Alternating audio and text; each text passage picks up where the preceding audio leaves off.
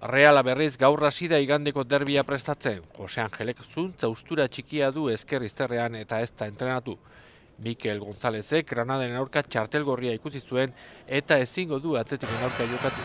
5., 6., 7. Realak ez du oraindik liga zentokitan amaituko duen zehaztu. Atletik berriz etxeko lanak eginda iritsiko da, dena dela txuri-urdinek aurkari gogor bat espero dute. Ez dute zer jokoan, baina garaipenaren bila irtengo dira eta gu erantzuten saiatuko gara. Rubén Pardo Anoetako derbiko protagonista izan zen, txuri-urdinen garaipena ziurtatu zuen gola sartu zuen. Garai hartan Reala 4. postutik gertu zebilen. Pardonen ustez, Atletikek erregulartasun handia erakutsi du ligako 2. zatia.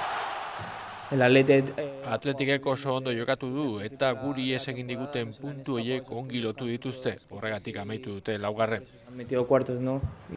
Atletik talde sendoa dela uste du eta ez du arazorik izan zuri-gorriek egindako denboraldiak goraipatzeko. Quedar cuarto no queda cualquiera, ¿no? Para mí es un equipo... Oso talde sendoa da eta futbolean ondo egiten dute.